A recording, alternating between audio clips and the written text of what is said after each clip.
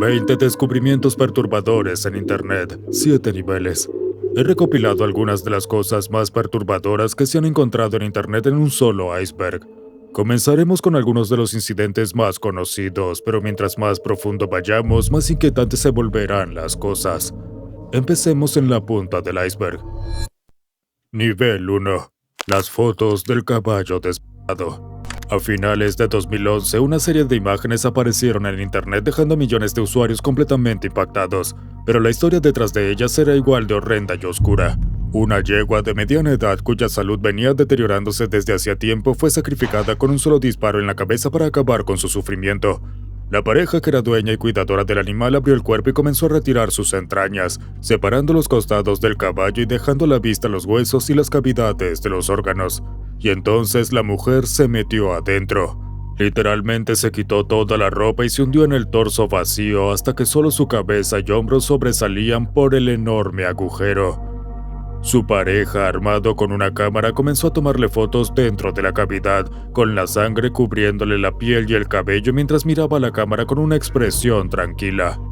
Otras imágenes los mostraban juntos, cada uno sosteniendo trozos de carne o vísceras, posando como si probaran carne cruda. Algunas tomas mostraban las extremidades cortadas y la columna vertebral parcialmente visible bajo la carne colgante.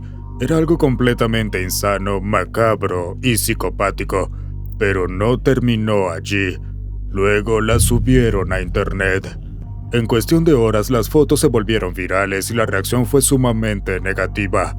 Los usuarios comenzaron a hacer amenazas, exigir acciones legales y pedir que las imágenes fueran eliminadas. Las autoridades del condado de Washington abrieron una investigación por posible crueldad animal, pero finalmente determinaron que la muerte de la yegua había sido humanitaria según la ley estatal. El cuerpo no había sufrido violencia adicional más allá del disparo inicial y la posterior extracción de los tejidos. Para fin de año, las autoridades cerraron el caso señalando que no había ninguna violación procesable.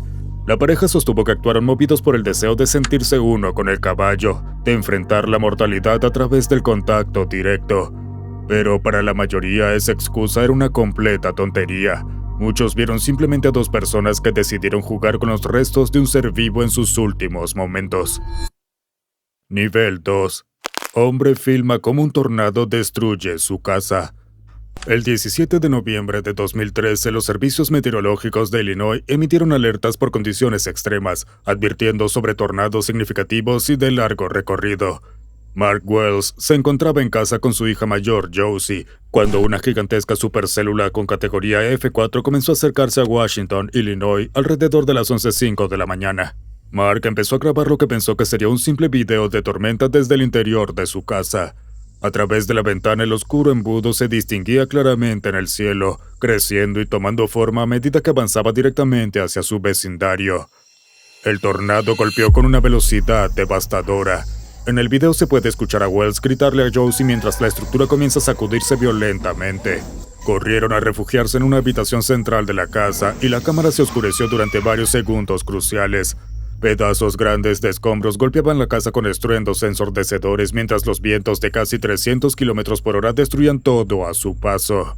Cuando el video se reanudó tras el paso del tornado, Wells salió para encontrar su casa completamente destruida.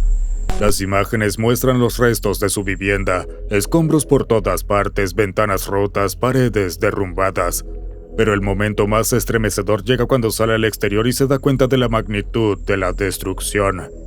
Todo el vecindario había desaparecido. Casi 5,000 personas se encontraban en la trayectoria del tornado, y aunque las alertas tempranas evitaron una tragedia mayor, muchos estaban en la iglesia o fuera de la ciudad. 125 personas resultaron heridas y 3 perdieron la vida. Mark publicó el video en internet con un mensaje simple pero sobrecogedor. Agradecía que su esposa Kerry y sus otras hijas estuvieran fuera de la ciudad cuando golpeó la tormenta, y daba gracias por haber sobrevivido junto a Josie sin lesiones graves. Periodista egipcio muere en vivo. El periodista egipcio Adel Al-Ghogari había construido su carrera defendiendo causas perdidas. Pero una noche de miércoles en el canal Al-Haddad sería su última aparición. Adel se encontraba en el estudio del Cairo del canal iraquí en medio de un intenso debate con el brigadier general Hossam del Ejército Libre Sirio. Su postura era clara e inquebrantable. Defendería al régimen de Bashar al-Assad frente a lo que consideraba insurgentes financiados por potencias extranjeras. Este tipo de enfrentamientos eran parte del programa. Nekat Sakena o Puntos Calientes estaba diseñado precisamente para generar discusiones acaloradas y polémicas, al estilo de programas estadounidenses como The View o los paneles de debate político. Adel ya había participado en programas similares, pero esa noche era diferente. Furioso, llamó al brigadier Hossam soldado fugitivo y acusó al ejército libre sirio de recibir dinero de Israel. Su tono se volvía cada vez más exaltado, más apasionado, más colérico contra aquel hombre que claramente despreciaba. Pero de pronto, en medio del argumento, la voz de Adel empezó a cambiar, sus palabras se tornaron pesadas y entrecortadas. Las cámaras siguieron grabando mientras parecía tener dificultades. Estaba sufriendo una trombosis, lo que puso fin abruptamente al debate y provocó una emergencia médica en plena transmisión. Fue un final brutal para años dedicados a defender un régimen cada vez más indefendible. Los paramédicos lo trasladaron de inmediato al hospital, pero el daño ya era irreversible. Fue declarado muerto al llegar, tras haber gastado sus últimas palabras defendiendo al gobierno de Assad y atacando ferozmente a quienes se oponían a él. Las imágenes se volvieron virales poco después de su fallecimiento. Nuestros videos también se vuelven virales, aunque bajo mejores circunstancias. Pero necesitamos que presiones el botón de suscribirte para que podamos seguir creando más videos como este. Nivel 3. Niña desaparecida encontrada muerta en casa. La madre de la pequeña Paulette Guevara Fara, de 4 años, la acostó en su cama el 21 de marzo de 2010, tras regresar de un viaje familiar a Valle de Bravo. Vivía en un lujoso departamento en Huixquilucan, una zona exclusiva del área metropolitana de la Ciudad de México, junto a sus padres, Mauricio Guevara y Lisette Fara, su hermana de 7 años y 2 niñeras. Paulette tenía discapacidades de desarrollo que le impedían hablar y requería ayuda para caminar. A la mañana siguiente, la niñera Erika Casimiro entró a su habitación para despertarla para ir al colegio, pero la cama estaba vacía. No había señales de entrada forzada en ningún punto del departamento. Las cerraduras estaban intactas, las cámaras de seguridad no mostraban a nadie entrando o saliendo con la niña, y la ventana del segundo piso seguía cerrada. La familia comenzó a buscarla de inmediato, pero Paulette había desaparecido sin dejar rastro. El caso generó una enorme cobertura mediática en todo México. Se colocaron carteles de búsqueda por toda la ciudad, se transmitieron anuncios televisivos pidiendo su regreso, y las redes sociales se llenaron de mensajes para encontrarla. El procurador Alberto Basbas asignó a 30 investigadores para trabajar exclusivamente en el caso. Durante la búsqueda, la madre de Paulette dio entrevistas televisadas desde la habitación de su hija, sosteniendo su pijama y suplicando a quien la tuviera que por favor la devolviera. Sin embargo, la investigación pronto comenzó a centrarse en la familia después de que surgieran contradicciones en sus declaraciones. Grabaciones secretas mostraron a Lisette diciéndole a su hija mayor que no hablara con la policía, lo que la convirtió en la principal sospechosa, o como dijo un agente, la única sospechosa. 9 días después de la desaparición, los investigadores regresaron al departamento para reconstruir lo sucedido. Mientras filmaban la recreación, notaron un débil olor a descomposición proveniente del cuarto de Paulette. Siguieron el rastro, levantaron las sábanas y cobijas a los pies de la cama y encontraron el cuerpo de Paulette atrapado entre el colchón y el marco de madera. Había estado allí todo el tiempo, en la misma habitación donde decenas de agentes habían buscado, donde perros rastreadores habían olfateado en vano, donde se habían grabado entrevistas televisivas, e incluso donde una amiga de la familia, Amanda de la Rosa, había dormido varias noches. El dormitorio estaba completamente contaminado por la gran cantidad de personas que habían entrado durante los 9 días de búsqueda, dejando huellas y destruyendo evidencia clave, lo que hizo imposible determinar con certeza qué había ocurrido. La autopsia reveló que Paulette murió por asfixia. Los peritos concluyeron que había fallecido poco después de su desaparición, probablemente esa misma noche. La versión oficial afirmó que la niña se había desplazado accidentalmente hacia el pie de la cama, quedando atrapada en el estrecho espacio entre el colchón y el armazón, y murió asfixiada. El caso se cerró sin presentar cargos, pero el episodio destruyó a la familia. Mauricio y Lisette se acusaron públicamente el uno al otro de estar involucrados en la muerte de su hija. Su matrimonio colapsó bajo la presión, derivando en un divorcio y una amarga batalla por la custodia de su otra hija. Sin embargo, la opinión pública jamás aceptó la explicación oficial. Para muchos mexicanos, el caso de Paulette se convirtió en símbolo de la corrupción y las irregularidades del sistema judicial del país. Active Shooter. Active Shooter fue un videojuego sumamente controvertido que invitaba a los jugadores a asumir uno de 3 roles dentro de un colegio: un atacante armado, un agente táctico que respondía al incidente, o un civil intentando escapar o defenderse. Los primeros videos mostraban pasillos escolares, múltiples disparos y un contador en una esquina de la pantalla que indicaba cuántos profesores y alumnos habían caído. El diseño era tan simple que muchos quedaron impactados al verlo. A pocos días de su lanzamiento en Steam en mayo de 2018 surgieron peticiones en línea que superaron las 100,000 firmas, impulsadas principalmente por familiares de víctimas de tiroteos reales en escuelas, quienes consideraron el concepto repulsivo e imperdonable. Los críticos también señalaron el pésimo momento elegido para su estreno, ya que el juego apareció unos meses después del tiroteo en una escuela de Florida donde murieron 17 personas y las familias aún intentaban reconstruir sus vidas. El 29 de mayo, Valve Corporation retiró Active Shooter de Steam y expulsó a su creador y distribuidor de la plataforma. La razón oficial no fue el contenido del juego, sino el historial del desarrollador, maltrato a clientes, violaciones de derechos de autor y manipulación de reseñas. Aún así, muchos consideraron que el verdadero motivo era evidentemente el contenido.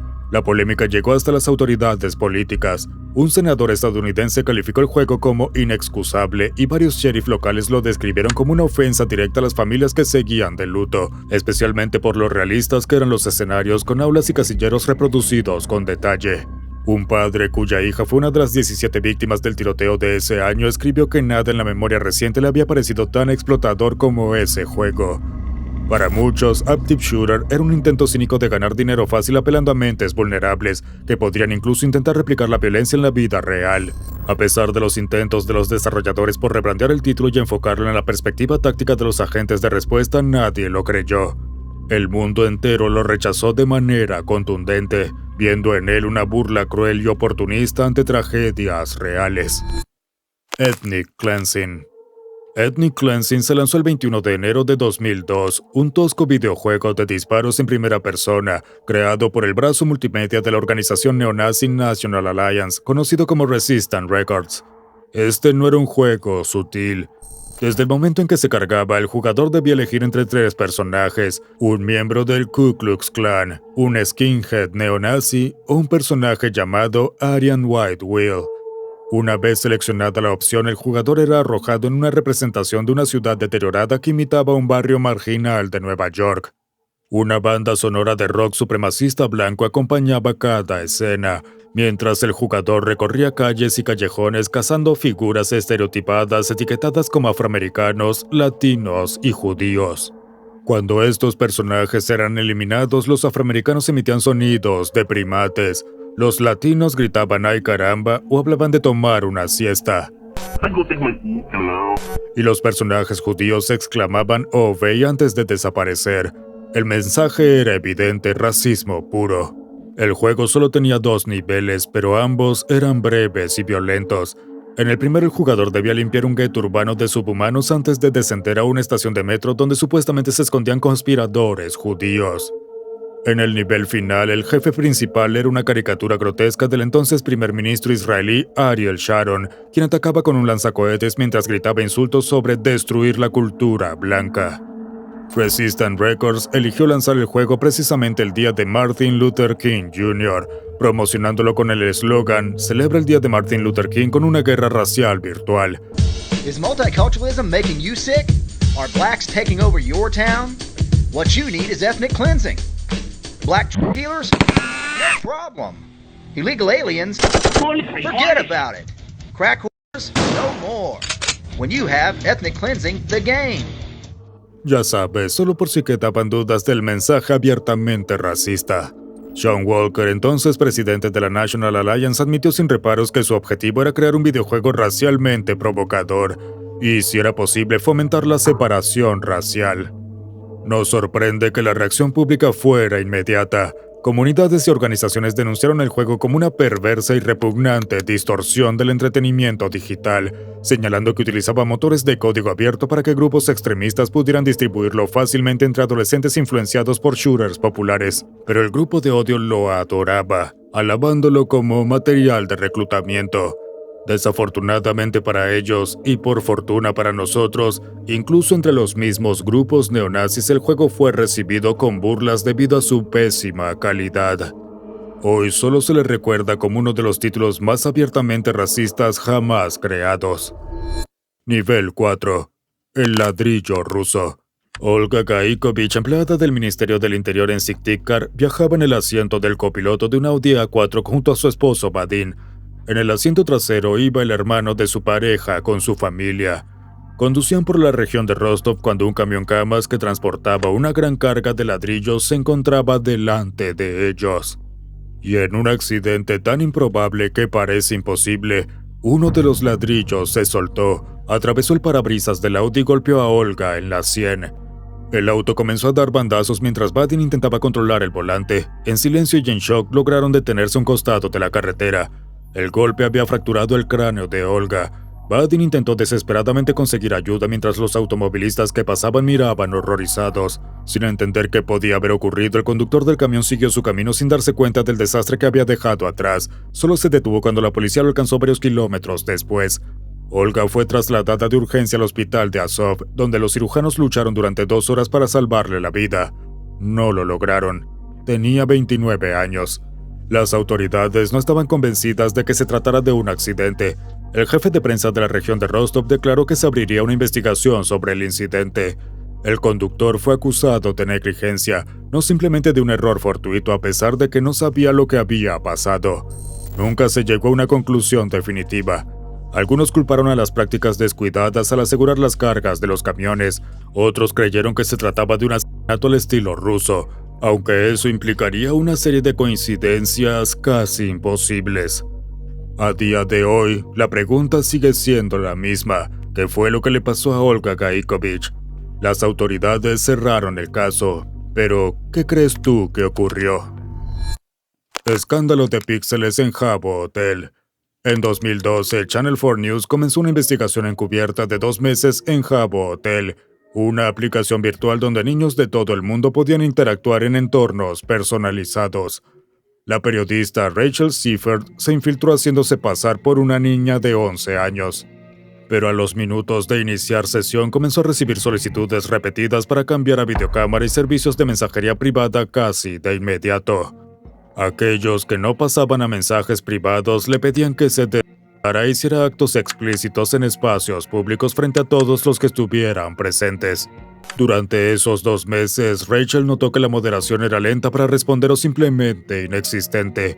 Las salas públicas albergaban invitaciones gráficas y burdeles de juego de rol organizados por usuarios adultos que buscaban explícitamente manipular a jugadores menores de edad. Los moderadores deberían haber intervenido instantáneamente para detenerlo y proteger a los niños tan pronto como comenzaban las conversaciones, pero eso nunca ocurría. La situación era peligrosa, pero no se estaba haciendo nada al respecto. Cuando se emitió el reportaje de Channel 4 en junio de 2012, el dueño de Habbo, Sulak, inmediatamente silenció todo el chat en su comunidad global de más de 250 millones de usuarios registrados y 9 millones de visitantes mensuales.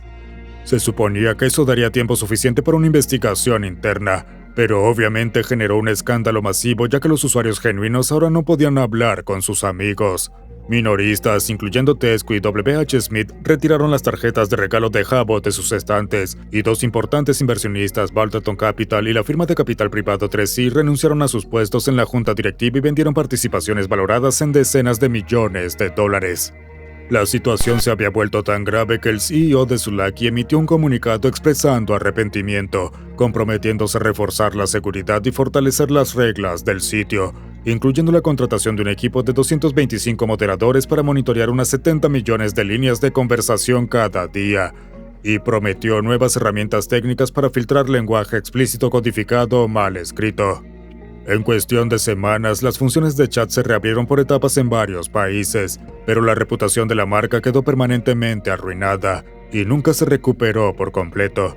Habbo se convirtió en un hotel para depredadores. Samantha Koenig. La noche del 1 de febrero de 2012, Samantha Koenig, de 18 años, terminaba su turno en un pequeño puesto de café para autoservicio en Anchorage, Alaska.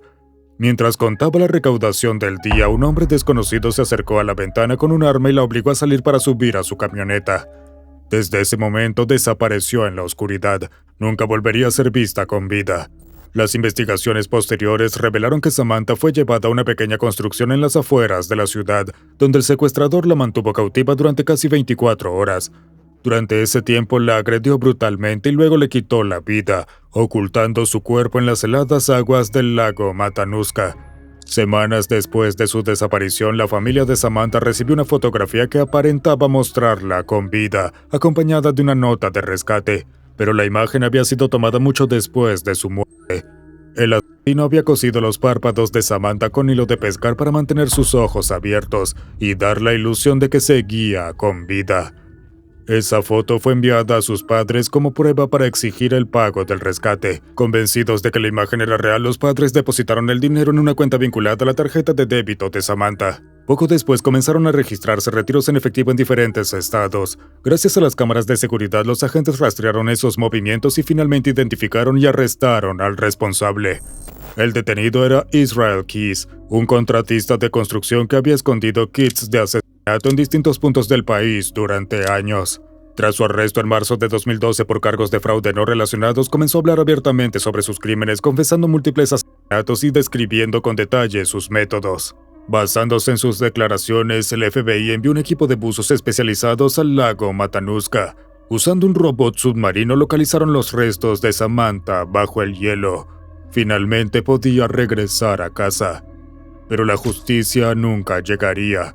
Mientras esperaba el juicio por el caso, Israel Keys se quitó la vida en su celda el 2 de diciembre de 2012, asegurándose de no enfrentar jamás una condena por sus crímenes. Ki-Suk-Han. Era el mediodía del 3 de diciembre de 2012 en la estación de metro de la calle 49 en Nueva York. Ki-Suk-Han, de 58 años, se enfrentó a Naeem Davis, un vendedor ambulante que insultaba a los pasajeros que esperaban en el andén. Mientras se aproximaba el tren de la línea Q hacia el centro, Naeem empujó a Han a las vías, dejándolo atrapado entre el riel y el borde del andén. Un solo instante fue capturado para siempre. La fotografía muestra a Han aferrándose al borde del andén segundos antes de que ocurriera lo inevitable. El autor de la imagen, el fotógrafo independiente R. Umar Abbasi, afirmó que había tomado las imágenes con la esperanza de que el destello de su cámara alertara al conductor del tren para que frenara. Sin embargo, cuando las imágenes fueron publicadas en la portada de un tabloide con el titular "Condenado", pareció claro que su intención no era salvar al hombre, sino aprovechar el momento. Muchos consideraron que no hizo absolutamente nada por ayudar y que además se benefició económicamente del sufrimiento ajeno.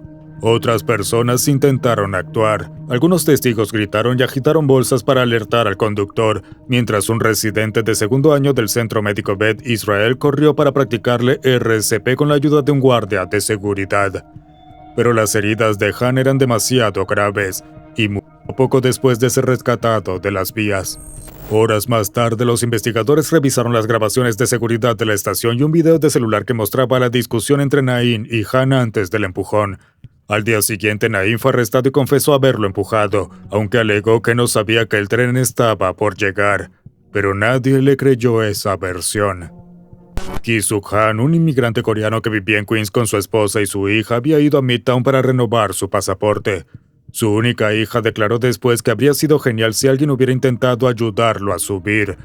Pero en esos segundos críticos, la falta de acción de quienes lo rodeaban selló su destino. Su historia quedó reducida a una sola fotografía, la imagen de sus últimos segundos de vida, que alguien vendió por unos cientos de dólares. Su familia, en cambio, solo recibió dolor y una pérdida irreparable. Nivel 6. Per Inge Olin, conocido como Dead. Per Inge Olin comenzó a llamar la atención en la escena del metal underground como vocalista de la banda sueca Morbid, de death thrash metal, antes de unirse en 1988 a la legendaria agrupación noruega Mayhem, bajo el nombre artístico de Dead. Su apodo nació de un episodio violento ocurrido en su infancia, cuando unos matones lo golpearon tan brutalmente que le provocaron la ruptura del vaso, dejándolo clínicamente muerto durante unos minutos. Desde ese momento desarrolló una obsesión profunda enfermiza con la muerte y la descomposición. Dentro de la escena, Dead era conocido por su carácter introvertido y silencioso, pero con el tiempo comenzó a recolectar aves muertas, vestía camisetas con avisos fúnebres y prefería dormir al aire libre entre los árboles en lugar de bajo techo. Antes de cada concierto enterraba su vestuario en la tierra para que oliera podredumbre cuando lo usara. Incluso guardaba el cadáver de un cuervo en una bolsa, y antes de subir al escenario inhalaba su olor para invocar la esencia de la muerte. Durante sus presentaciones se cortaba la piel con vidrios rotos o cuchillas, sangrando intencionalmente para cubrir el escenario y reforzar la atmósfera lúgubre de la música. Sus letras reflejaban ese mismo estado mental. Canciones como Freezing Moon y Funeral Fog no eran simples himnos del black metal, sino confrontaciones directas con el vacío existencial. En ellas hablaba como si no estuviera realmente vivo, atrapado entre la vida y la muerte, un estado que algunos especialistas en salud mental asocian con el síndrome de Cotard, un raro trastorno delirante en el que la persona cree estar muerta o carecer de órganos internos. Ese momento cercano a la muerte en su infancia marcó su mente para siempre. En la primavera de 1991, a los 22 años, Dead se quitó la vida en la casa de Oslo que compartía con sus compañeros de banda. Primero se cortó las muñecas y la garganta y luego se disparó con una escopeta. Como si su obsesión con la muerte se hubiera completado, su cuerpo fue fotografiado por un miembro del grupo, y la imagen terminó convertida en la infame portada de un álbum pirata de Mayhem. La nota que dejó decía simplemente: "Perdonen toda la sangre". El caso de Breck Bednar. Breck Bednar era un adolescente apasionado con la tecnología. Pasaba horas después de la escuela en su computadora jugando Call of Duty o Battlefield con sus amigos. En 2013, su afición lo llevó a conocer a Louis Daines, un joven de 18 años que administraba un servidor de videojuegos a través de la plataforma TeamSpeak. Louis se presentaba como todo lo que un adolescente fanático de la informática podría afirmar. Afirmaba trabajar para el gobierno de Estados Unidos, tener contactos con el FBI y vivir en Nueva York con un empleo prestigioso y bien remunerado. Les prometía a los chicos del grupo que podía volverlos ricos mediante un supuesto negocio de software. Con el tiempo, los demás adolescentes se dieron cuenta de que todo era una farsa y se alejaron. Pero Breck no lo hizo. Louis logró aislarlo, manipulándolo hasta hacerlo desconfiar de sus amigos y depender emocionalmente de él. También supo ganarse la confianza de Lauren, la madre de Breck, haciéndose pasar por una buena influencia, mientras intentaba distanciarlo de su familia. Y lo consiguió. Breck comenzó a comportarse de forma extraña. Su personalidad cambió, dejó de asistir a la iglesia y empezó a repetir constantemente frases como "Louis dice", sin importar el tema. Alarmada, Lauren intentó proteger a su hijo restringiendo su acceso a Internet, instalando controles parentales y prohibiéndole comunicarse con Louis. Pero nada funcionó. Finalmente, el 17 de diciembre de 2013, contactó a la policía. Denunció un caso de manipulación en línea y advirtió que su hijo estaba en peligro. La policía no hizo nada. El 16 de febrero de 2014, Breck le dijo a su padre que iba a quedarse a dormir en casa de un amigo. En realidad, tomó un taxi y viajó casi 50 kilómetros hasta el apartamento de Louis en Essex. Era la primera vez que se veían en persona. Los detalles de lo que ocurrió esa noche no son completamente claros, pero se sabe que hubo cierta interacción previa antes de que Louis le atara las muñecas y los tobillos, y luego le cortara la garganta. Después, Louis fotografió el cuerpo de Breck y envió las imágenes a al menos 2 personas del grupo de juegos. A uno de ellos le escribió diciendo que Breck se había sentido deprimido y que todo había sido un accidente, mientras intentaba evitar que se autolesionara. Mientras la policía informaba al padre de Breck sobre la tragedia, sus hermanos de 12 años recibían mensajes de amigos preguntándoles por lo ocurrido. Y vieron las fotos. Louis Daines intentó sostener la historia de que todo fue un accidente, asegurando que lo había atacado con un cuchillo y que el resultado fue un error fatal. Sin embargo, las pruebas demostraron lo contrario. Fue condenado a cadena perpetua, con un mínimo de 25 años antes de poder solicitar libertad condicional. La familia de Breck demandó al cuerpo policial de Surrey, que aceptó pagar una indemnización y aplicar cambios internos en sus protocolos. Aún así, incluso desde prisión, Lewis continuó hostigando a la familia. Envió mensajes a la hermana de Breck por redes sociales, amenazando con dañar su tumba y afirmando saber dónde estaba enterrado. También escribió cartas dirigidas a la madre, asegurándose de que una de ellas llegara justo en la fecha en que la familia se reuniría para honrar su memoria, solo para recordarles lo que había hecho. Nivel 7. El tiroteo de Breonna Taylor. Breonna Taylor dormía en su casa la madrugada del 13 de marzo de 2020 cuando agentes de civil del Departamento de Policía Metropolitana de Louisville ejecutaron una orden de allanamiento sin previo aviso, conocida como No-Knock Warrant. Sin identificarse de manera audible, los oficiales forzaron la entrada a su apartamento poco antes de la 1 de la mañana. El novio de Breonna, creyendo que estaban siendo víctimas de un robo, realizó un disparo de advertencia que hirió a un oficial en la pierna. En respuesta, los policías desataron una ráfaga de al menos 32 disparos, 6 de los cuales impactaron a Breonna, que seguía en su cama. Murió allí mismo. La orden judicial había sido emitida como parte de una investigación de narcóticos dirigida a un antiguo inquilino del edificio, pero la vivienda de la mujer no estaba vinculada con ninguna actividad legal y no se encontró contrabando alguno en el lugar. Los agentes dispararon de inmediato tras el primer tiro, mientras otro oficial desde fuera lanzó una lluvia de balas hacia apartamentos vecinos, poniendo en riesgo a otros residentes. Los policías que irrumpieron no tenían activadas sus cámaras corporales, lo que dejó solo grabaciones parciales captadas por un equipo SWAT que llegó después, intentando reconstruir lo ocurrido en medio del caos. El asesinato injustificado de Breonna desató protestas masivas en ciudades en todo Estados Unidos, como Nueva York, Los Ángeles y Chicago, y también en el extranjero, con vigilias y murales en Londres, Berlín y París exigiendo justicia y rendición de cuentas. Semanas después, el Consejo Municipal de Louisville aprobó por unanimidad la llamada Ley Breonna, que prohíbe el uso de órdenes de allanamiento sin previo aviso. Una investigación del Departamento de Justicia reveló un patrón de abusos dentro del cuerpo policial: entradas ilegales, uso excesivo de fuerza y violaciones de derechos civiles, concluyendo que era solo cuestión de tiempo para que ocurriera una tragedia como esta. Breonna fue solo la víctima inocente de una tragedia por suceder. Un oficial fue acusado y no por la muerte de Breonna, sino por poner en peligro a los vecinos. Los demás eludieron toda responsabilidad penal. Habían matado a una mujer inocente y desarmada, y salieron impunes.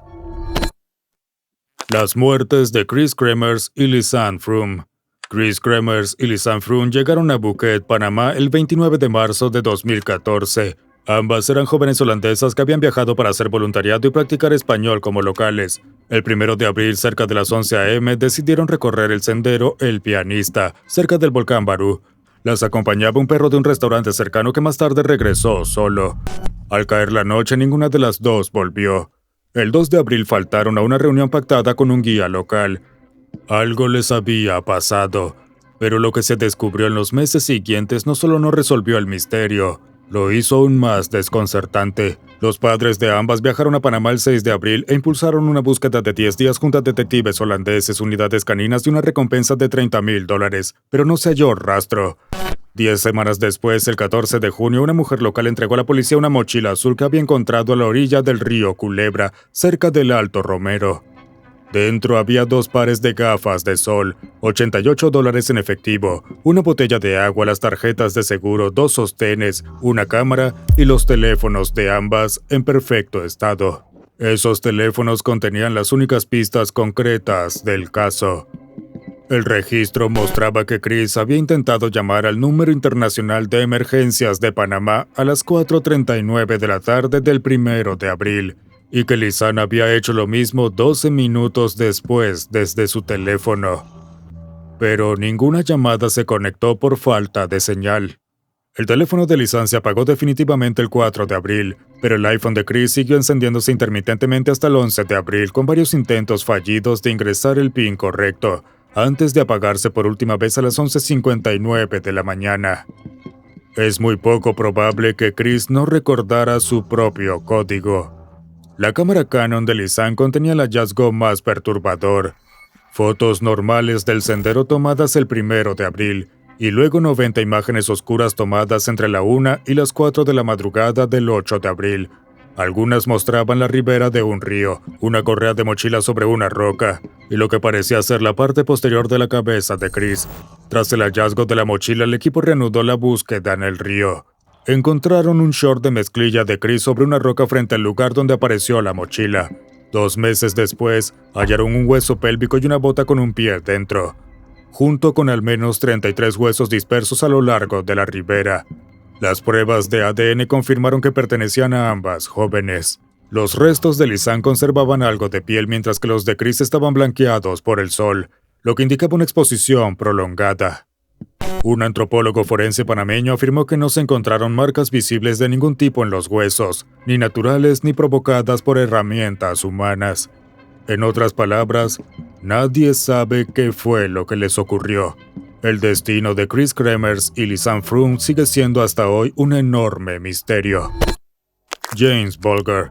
El 12 de febrero de 1993, 2 niños de 10 años sacaron de un concurrido centro comercial en Bootle, Merseyside, a un pequeño de 2 años llamado James Bulger.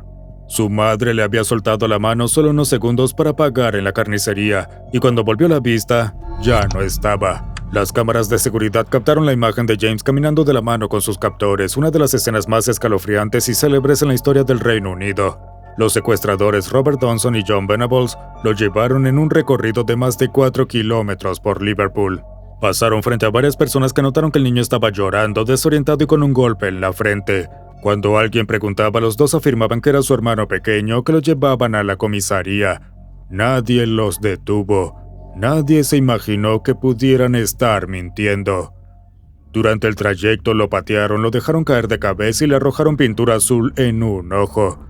Ya en una zona apartada usaron ladrillos, piedras y una barra de hierro para golpearlo repetidamente, causándole decenas de heridas.